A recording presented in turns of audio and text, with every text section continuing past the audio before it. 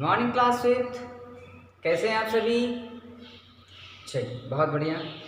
हम लोग पढ़ रहे थे पाठ डाकिये की कहानी कंवर सिंह की जुबानी। इस पाठ को हम पूरा पढ़ चुके हैं। हम इस पाठ को समझ भी चुके थे कि हमारी लेखिका जो है वो अंतिमा शर्मा जी, उन्होंने किस तरह से कंवर सिंह से बातचीत की है। उनके बीच में जो संवाद चले हैं, है ना, उनके बीच में जो वार्तालाप हुई है, वार्ता भेंट हुई है, उसमें हमने देखा था कि अंतिमा जी ने कंवर सिंह से कुछ प्रश्न पूछे थे और कंवर सिंह ने उनके कुछ जवाब दिए थे।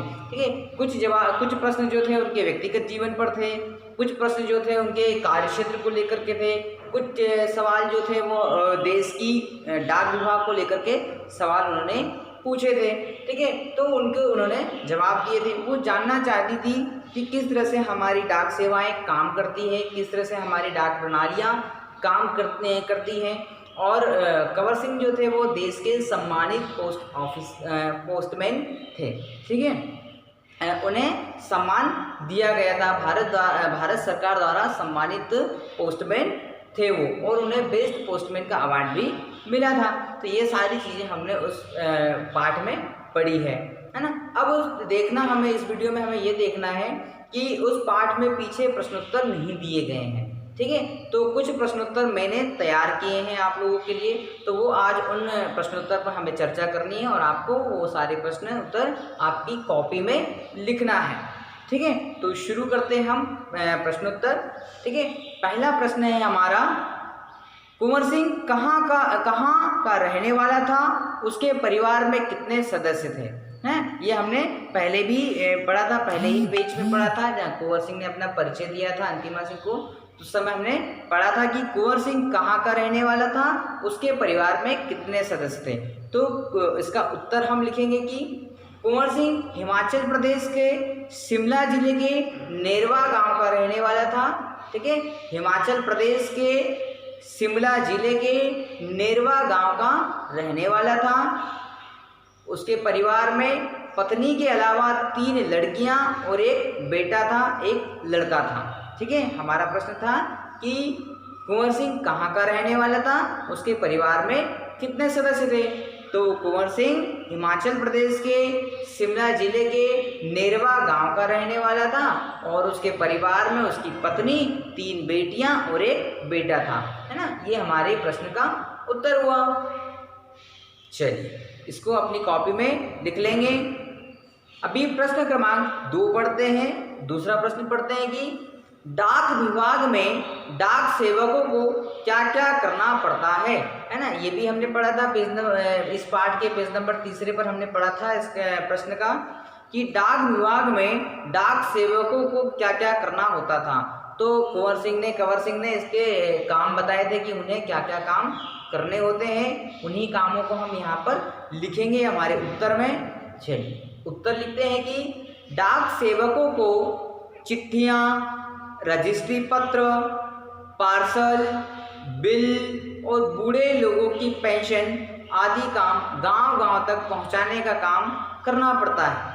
ठीक है, जैसे बूढ़े लोगों की पेंशन उनको देना होता है ना। कुछ बिल होते हैं, विभागीय बिल होते हैं, उन बिलों को भी उनको पहुंचाना होता है। चिट्ठियां हैं, रजिस्ट्री पत्र हैं, ये सभी उनको गांव में जाकर के देना होता है। ये होते हैं डाक सेवकों के काम। चलिए इस प्रश्न का उत्तर भी लिखेंगे। अभी तीसरा प्रश्न है हमारा, है ना।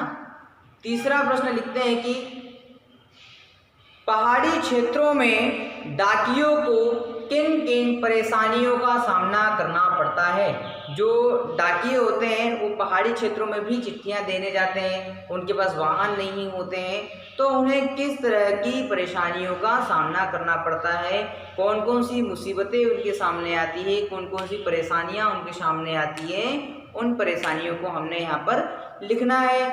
ठीक है, तो शुरू करते हैं लिखना।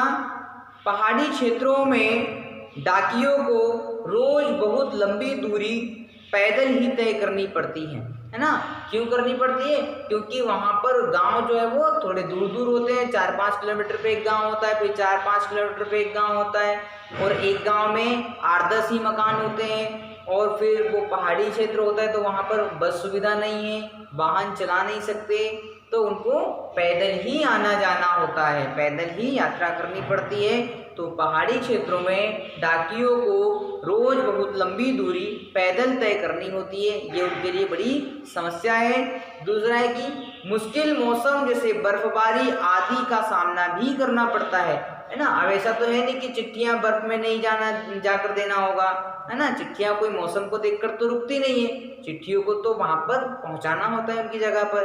तो उनको कभी कभी मौसम के कारण भी परेशानियां होती है कि जैसे ठंडे क्षेत्रों में, जैसे शिमला वाले क्षेत्र में बर्फबारी होने लग जाती है, बर्फ गिरने लग जाता है। जैसे हमारे यहाँ बारिश गिरती है ना, बारिश होती है, वैसे ही वहाँ पर ऐसे बर्फ गिरता है।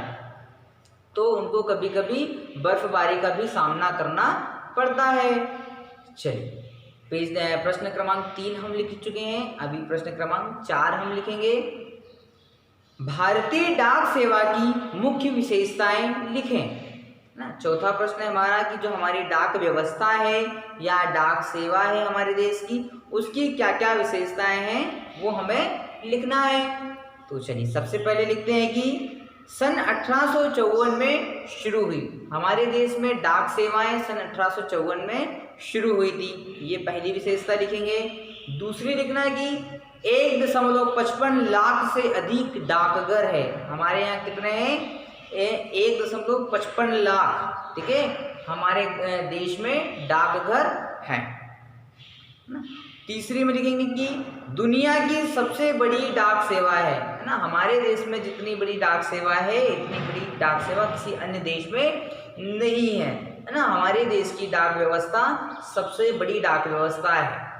दुनिया की सबसे बड़ी डाक प्रणाली, चौथे पे लिखेंगे कि डाक प्रणाली भी, डाक व्यवस्थाएं भी और डाकघर भी हमारे दुनिया के सारे देशों से ज़्यादा हमारे यहाँ है, ठीक है। तो ये इस तरह से इसकी 4 विशेषताएं हमें कॉपी में लिखना है। तो 4 विशेषताएं हो गई। चलिए अगला और आखिरी प्रश्न हम पढ़ते हैं, 5वां प्रश्न लिखते हैं।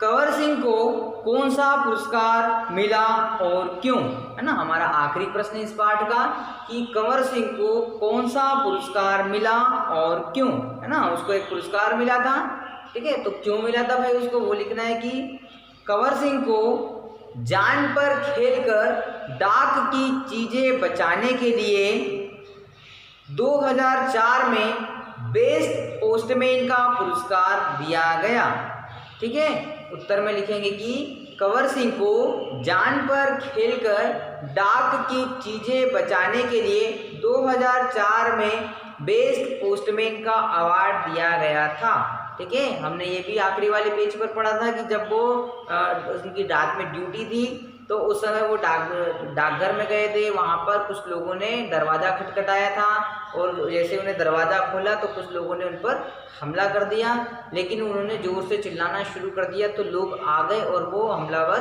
भाग गए। इस तरह से उन्होंने डाक की जो चीज़ें रखी थी उनको बचा लिया था, उनको कोई नुकसान नहीं होने दिया।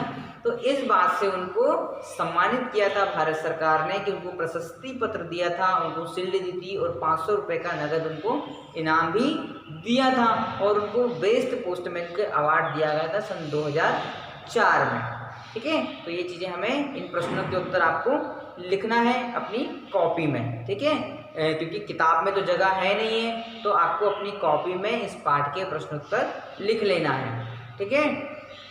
Thank you.